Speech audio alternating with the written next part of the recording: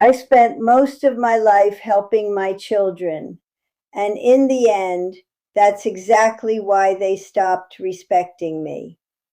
It took me 88 years to understand that. If you're over 50, maybe even 60 or 70, you've probably lived this in some way. You give because that's what you were taught. You show up because that's what a parent does. And somewhere along the way, you start feeling something you never expected to feel around your own children: unappreciated. I didn't see it at first because when you love your children, you don't keep score. You don't count how many times you helped. You don't measure how much you gave. You just do it quietly, consistently, without asking for anything back. I remember the years when they were younger. Everything I did had meaning. They needed me. They listened. They looked at me like I had the answers. And maybe that's the part I held on to for too long. Because what I didn't realize was that life had already changed, but I hadn't. They grew older, independent, busy with their own lives, and I stayed the same, still solving, still fixing, still stepping in before they even asked. At first, it felt like love. Then slowly, it started to feel like something else. The phone calls changed. Not conversations anymore. Requests. Can you help with this? Can you take care of that? Can you handle this for me? And I said yes, every time. Not because I had to, but because I believed. That's what good parents do. But here's the part that took me years to understand. Every time I made things easier for them, I made myself less valuable in their eyes. There wasn't a big argument, no dramatic moment, just something small, quiet, almost forgettable. One day, my phone rang, like always, and I already knew what it was about. Another problem, another favor, another moment where I would step in before they had to stand on their own. And for the first time in my life, I didn't rush. I let the phone ring. Not out of anger, not to prove a point, just I paused. And in that pause, I felt something I hadn't felt in years: space.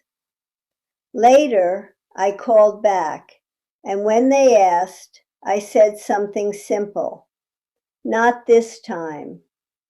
It didn't feel powerful.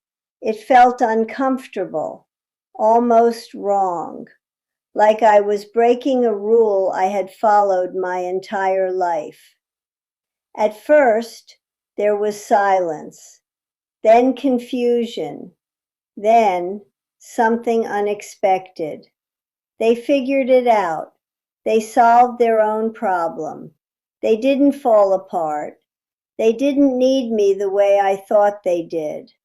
And slowly, something began to change. Their tone softened. Their words carried more weight.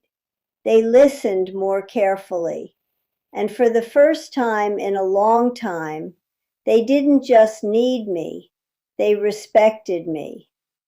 Here's the truth I wish someone told me earlier. If you make yourself available all the time, people stop valuing your presence. Not because they don't love you, but because they no longer feel the effort it takes to have you in their life. And this is where many of us make the same mistake.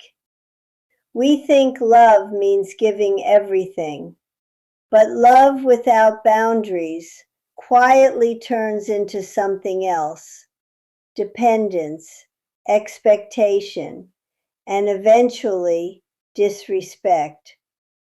So what changed after that day? Not my love. I still cared. I still showed up, but differently. I stopped solving every problem. I stopped saying yes out of habit. I gave them room to struggle, to think, to grow. And I gave myself something I had ignored for years: respect. If you're in this stage of life, let me tell you something simple. You don't have to stop loving your children, but you do have to stop losing yourself in the process. Be there when it matters, but don't make yourself the answer to everything, because when you do, you don't raise strong children. You raise dependent ones, and dependency doesn't create respect. Looking back now, I don't regret helping my children, but I do wish I had understood balance sooner.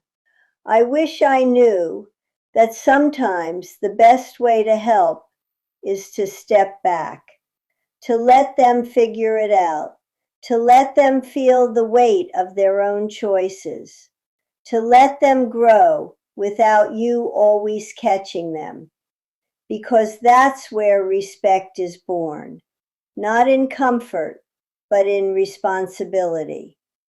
The day I stopped doing everything for my children was the day they finally saw me, not just as someone who helps, but as someone who matters. So let me ask you something.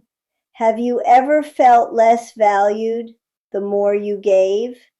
And if you're honest, what would happen if you stepped back just a little?